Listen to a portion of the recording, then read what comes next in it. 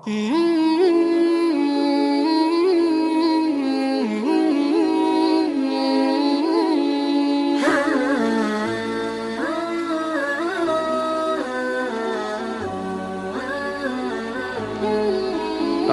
بالله من الشيطان الرجيم. الرحمن الرحيم. أفتطمعون أن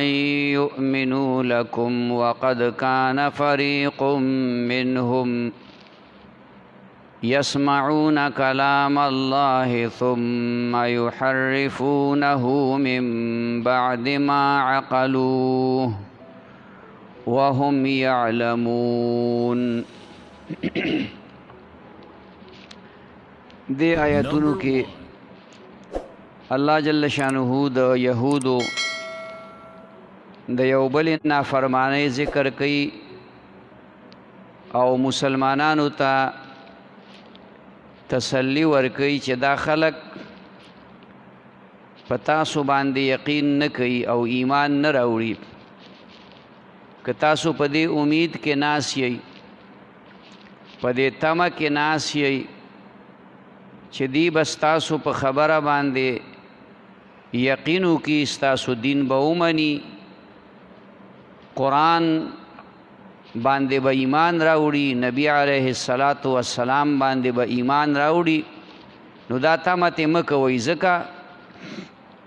چې د دوی په مشرانو کې یوه ډله داسې وه چې هغه موسی علیه السلام د ځان سره کوهي تور ته بوتلل او د الله خبرې په خپله واورېدې. الله پاک ورته ووی مخکې تیر شو چې موسی علیه السلام ته ما دا کتاب ورکه، تورات، په دې باندې عمل کوئ، دا ستاسو د زندګۍ دپاره لایحه عمل دی. نو د الله کلام یې واورېد باقاعده، بیا یې چې مونږ الله په خپلو سترګو وینو او د الله د کلام اورېدو نه بعد چې قوم ته راغله، نو الله په هغه کلام کې تبدیلی وکړه. د خدای په کلام کې تبدیلی کول، د هغې معانی بدلول، دې ته تحریف وایي. دوی ولګېدل او هغه د الله خبرې چې واورېدلې نو هغې کې تحریف وکړو، هغې کې تبدیلی راوسته. ځکه خلکو ته دا خبره وکړه چې الله وی چې په کومو باندې عمل کولی شئ نو کوئ پې، چې په کومو عمل نشئ کولی نو مه پې کوئ. حالانکه خبره داسې نه وه، خبره دا وه چې الله پاک تورات ورکړی دی دپاره و چې د دې په احکامو باندې به پوره عمل کوئ. حالانکه دی پوهېدل، دی ته د دې خبرې علم وو، خو د هغې باوجود هم دی د الله په کلام کې تبدیلی راوسته. نو مسلمانانو ته الله پاک دا خبره وکړه، د نبی علیه السلام ملګرو ته، چې تاسو د دین د خیر تمه مه کوئ، دی تاسو ته چرې هم خیر نه رسوي او نه ایمان راوړي. کې الله دا خبره فرمایلی، افتطمعون، آیا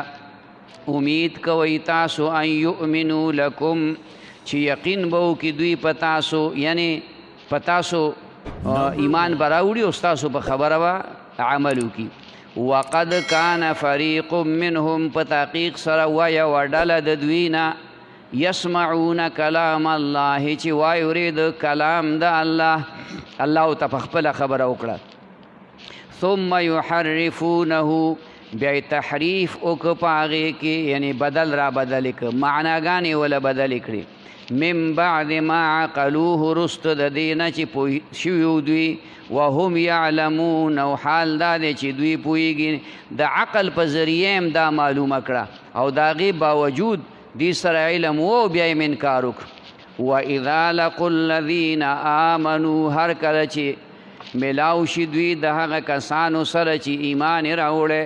قالو نو وایي دوی آمنا، ایمان راوړی مونږه. دې اندازه باندې آیت دا مخکې ابتدا کې د دې صورت تیر شوی چې دغه کا منافقان هغوی به د مسلمانانو په مجلس کې خپل ایمان ظاهرو وی به موږ مؤمنان یو موږ مسلمانان یو حتی چې د مانځه پابندي به هم کوله خو چې کله به بیا هغه خپلو مشرانو خواله لاړل نو بیا به هغوی ته وی چې دا خو موږ مسلمانانو پورې خندا کوو ټوکې ورپورې کوو موږ ستاسو ملګري یو هغه مضمون دلته هم الله پاک ذکر که چې د مسلمانانو سره میلاو شي و ایمان هم راوړی او دا ایمان دوی ولې ظاهروي دا د دنیا د لږ غوندې غرض حاصلولو دپاره چې یاره مسلمانانو ته خو فتوحات راځي او د فتوحاتو سره مسلمانانو ته مالی غنیمت راځي نو د مالی غنیمت طریقه خدا وه چې مجاهدینو ته به ورکېده خو څه حصې د هغې داسې وې چې دا وروستو را روانه ده خبره هغه به په بیت المال کې جمع کېده او بیا به محتاجو کسانو ته د هغې نه وظیفه ورکولی کېدله نو دوی به هم ځان خوله به یې خواره خواره کوله او د نبی علیه الصلاة والسلام نه به په څه طریقه باندې دغه مال حاصلو نو دې دپاره به مسلمانانو ته موږ مؤمنان یو واذا خلا بعضهم هر کله چې به ځان لشو بعضې د دوی نه الی بعض بعضو نورو ته قالو نو به وي دوی اتحدثونهم آیا بیانوي تاسو دی مسلمانانو ته بما هغه خبرې فتح الله علیکم چې ظاهري کړي دي الله په تاسو لیحاجوکم به د پاره د دې چې جګړه وکړي دوی ستاسو سره په دغې خبره عند ربکم په نزد د رب ستاسو افلا تعقلون آیا تاسو عقل نه لرئ دې منافقانو کې بعضې خلک داسې وو چې د مسلمانانو سره به کېناستل نو دا خبره به ورته کوله چې بھائی د نبی علیه الصلاة والسلام صفات تورات کې شته یعنی هغه خبرې به غیر ارادي طور د خولې نه ووتې یا به دې دپاره د خولې نه دا خبرې وښکلې چې دا د قرآن حقانیت هم په تورات کې شته او د نبی علیه السلام د رسالت خبر هم په قرآن کې شته نو دا خبرې به مسلمانانو ته وکړي مقصد به پکې دا و چې یاره دا مسلمانان زموږ نه متاثره شي او زموږ سره مالی امداد ډېر وکړي موږ له پیسې ډېرې راکړي موږ له مال ډېر راکړي نو چې کله به دوی داسې خبرې وکړي د دوی د خولې نه به دا خبرې وختې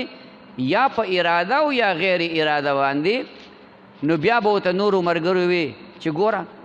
دا خو تورات کې الله تاسو ته را خبرې ښودلي دي مسلمانان د دې نه څه خبر دي او صحابه د دې نه څه خبر دي تاسو داسې خبرې کوئ چې سبا د الله په دربار کې تاسو به ملامته کوي دوی به تاسو سره مناظره کوي دوی به تاسو سره مقابله کوي خبرې به کوي جګړې به د سره کوي او تاسو سره به تاسو په خپله باندې دا خبره ښکاره کړي اوس په دې نه پوهېدل بېوقوفان چې هلکه دا تورات د چا کتاب دی او دا قرآن د چا کتاب دی دا تورات چا را لیږلی دی دا چا ته را لیږلی دی پیغمبر ته را لیږلی او دا الله خبرې دي دا الله چې کومه دی نو کتاب دی او قرآن مجید هم دا الله کتاب دی بلکې دا الله کلام دی دا الله خبرې دي نو چې دا الله خبرې دي نو ستاسو دا خبره دا پټه نه پاتې کېږي دغه دې آیت کې مترا د هغې هغه بدنیتي ظاهره کړه ورپسې هم د هغې متعلق فرمایي اولا یعلمون آیا نه پوهېږي دوی ان الله یعلم چې بېشکه الله عالم دی ما په هغه خبر یسرونه چې پټوي دوی وما او په هغه یعلنون چې ظاهروي یعنې دوی خو د مسلمانانو نه خبرې پټوي یا یې بعضې خبرې ورته ښکاره کړي دي نو ولې د الله نه یې پټولی شي الله نه خو څه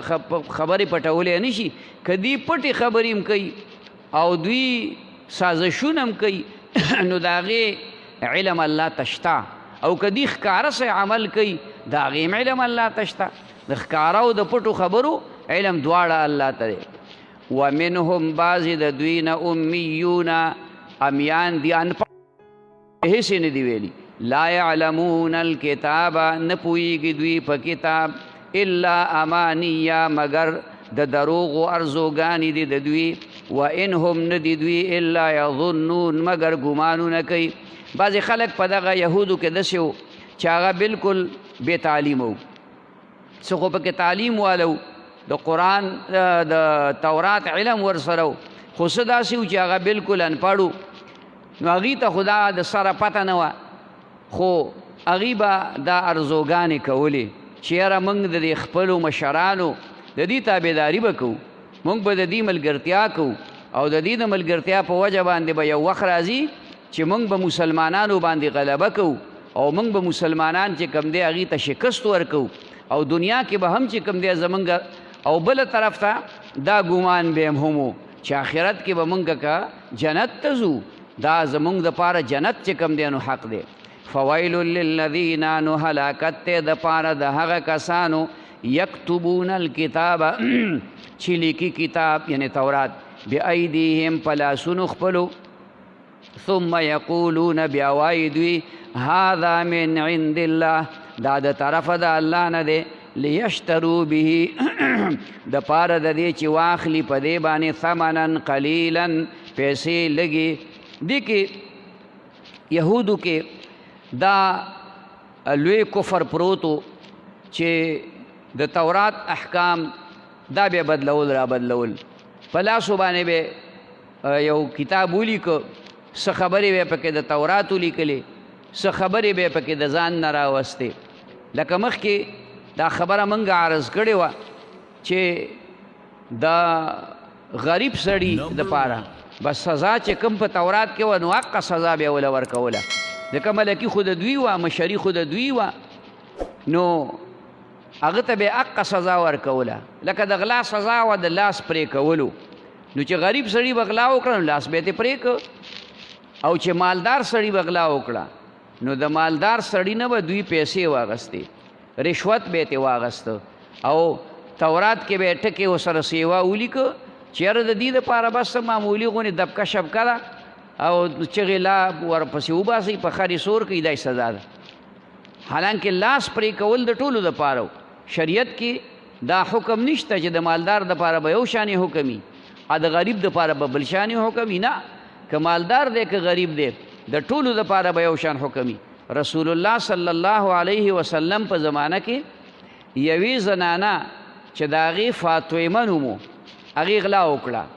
نو هغه قوم وی چې یاره دا خو زمونږ دپاره لوی د شرم خبره ده چې دې نه لاس کټ کېږي نو حضرت اسامه رضی الله تعالی عنه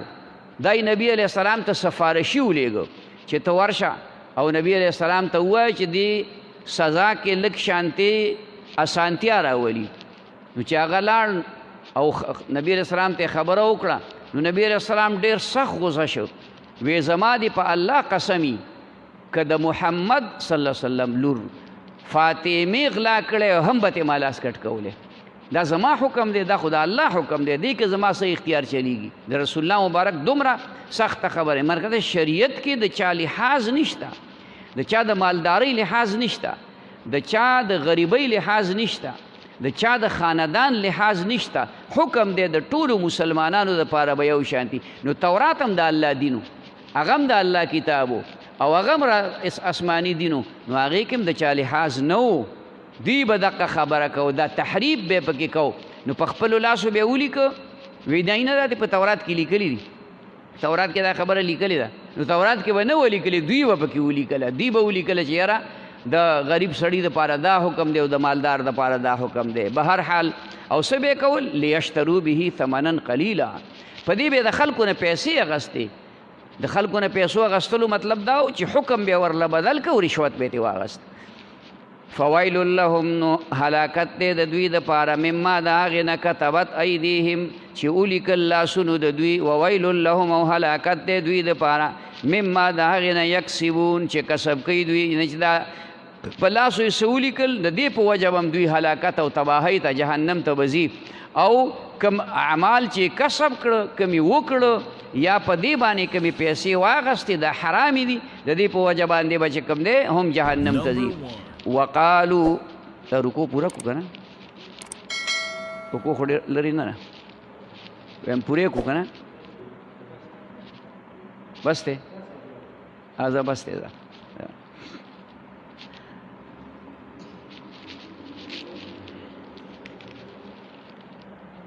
وقد كان فريق افتطمعون آیا امید کوي تاسو ان یؤمنو لکم چې یقین به وکړي دا کافران پتاسو باندې وقت کان فریق منهم په تحقیق سره وایه وډله دوی نه یسمعون کلام د الله ثم یحرفونه بیا به بدلو هغې لره من بعد ما عقلوه پس د دې نه چې پوه شو دوی په دې وهم یعلمون حال دا دی چې دوی پوهېدل واذا لقوا الذین او هر کله چې ملاقات وکړي دوی د هغه کسانو سره آمنو چې ایمان راوړی قالو وایي دوی آمنا ایمان راوړی مونږ واذا خلا بعضهم او هر کله چې ځان لشي بعضې د دوی نه الی بعض بعضې نورو ته قالو وایي دوی اتحدثونهم ایا بیانوئ تاسو دې مسلمانانو ته بما هغه خبرې فتح الله علیکم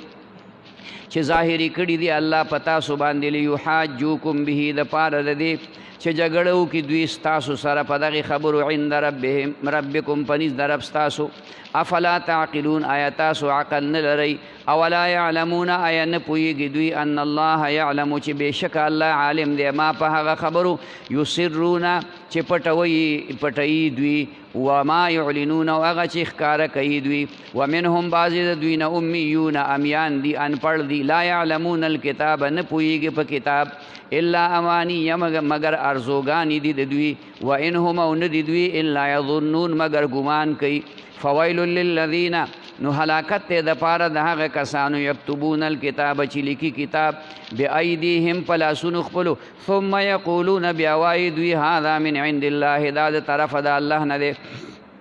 لیشترو به د پاره د دې چې واخلي په دې باندې ثمنا قلیلا پیسې لګي فویل لهم نو هلاکت دی دوی د پاره مما د هغې نه کتبت ایدیهم چې لیکي لاسونه د دوی وویل لهم هلاکت دی دوی د پاره مما د هغې نه یکسبون چې کسب کوي دوی